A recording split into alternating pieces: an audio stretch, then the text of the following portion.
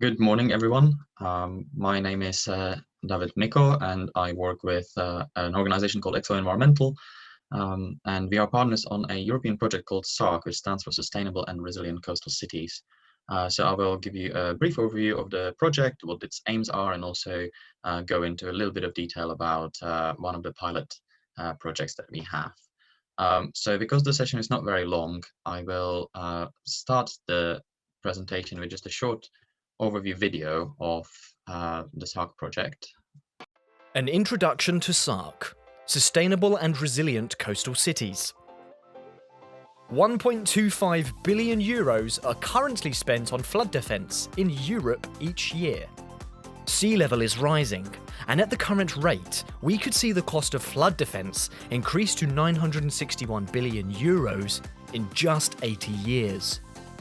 A flood defence option often overlooked are nature-based solutions, which provide benefits to both people and the environment.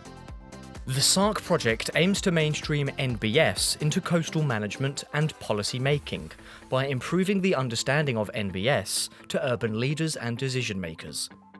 The SARCC project will see 14 European partners working together on the project, 7 NBS pilot project sites across the Two Seas region, 4 regional NBS seminars across Europe in 2022, an implementation framework and monitoring tool, and an online visualization NBS toolkit with examples, history, and more.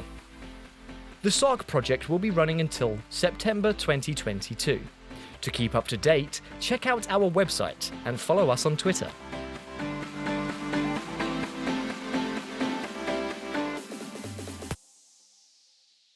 So, as the video briefly mentioned, SARCC is a project in the Interact Two Seas program. So this is a European program that spans the countries of the UK, Belgium, Netherlands, and France.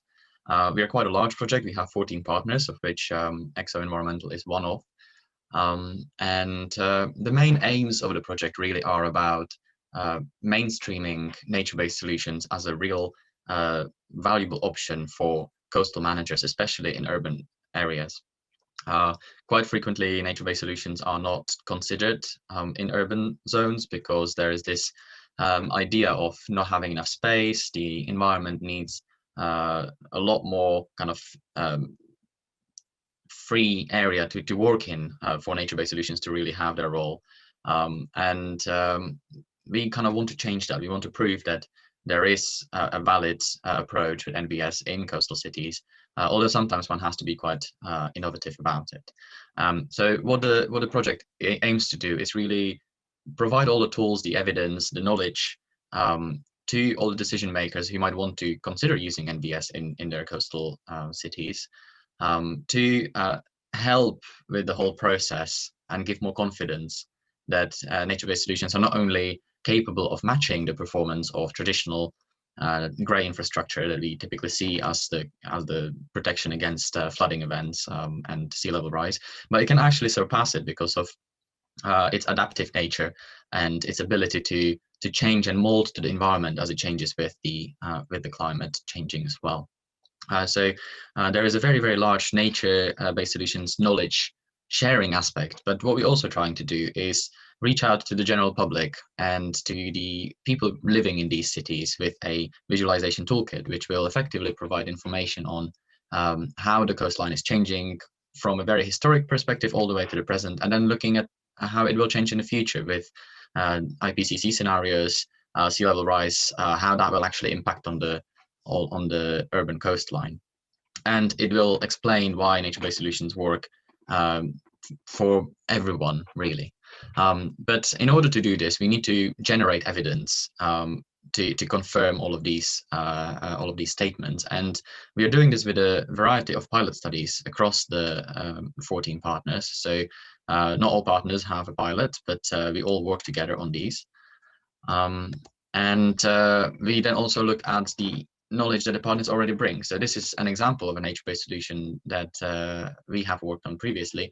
On the Essex coast, where you can see there are these, this is a salt marsh, and you can see these kind of squares here in the salt marsh, which are a different color.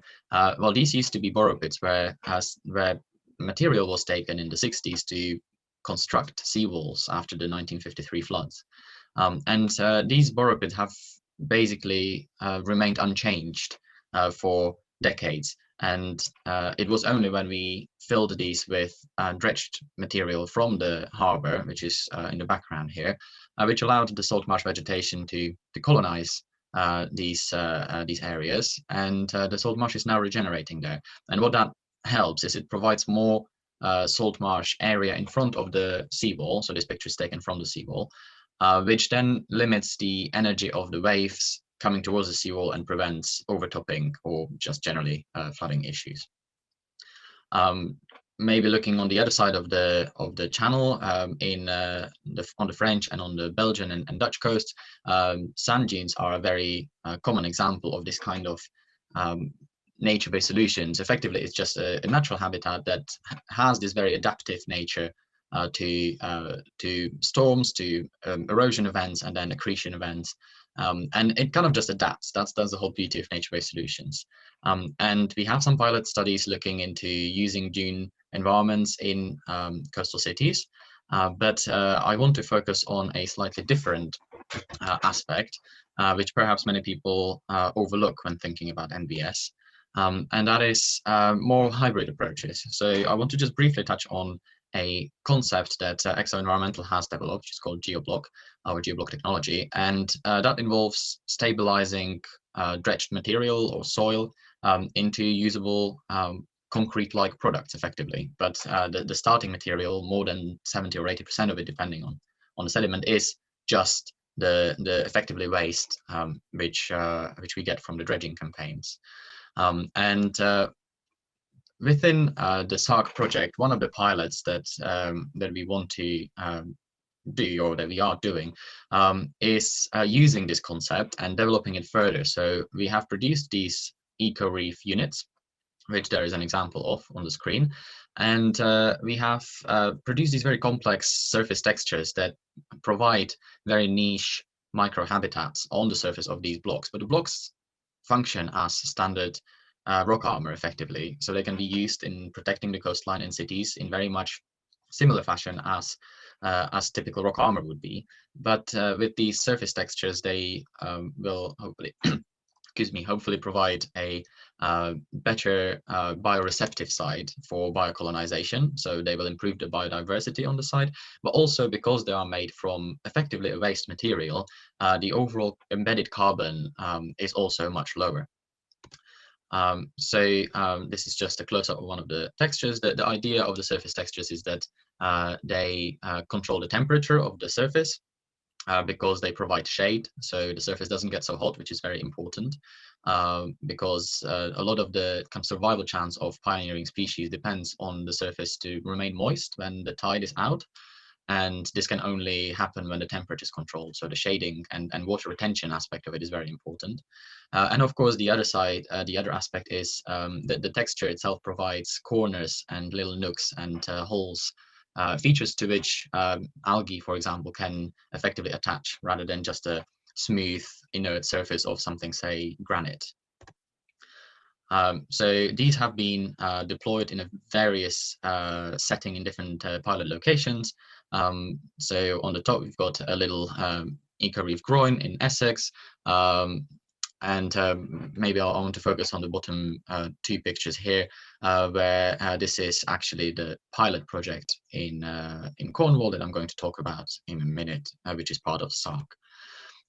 So what is this pilot in Cornwall aiming to do? So it is based in Newlin. You can see here, this is in the same area close to Penzance, which you might be familiar with. And it is a very stormy area. As you can see from these pictures, there is very large waves generated, especially in the winter storms, and quite often these will overtop the current defenses and cause extensive flooding. Currently there is this little breakwater that prevents the waves riding up this harbor wall, entering the Newlin village, effectively, or town.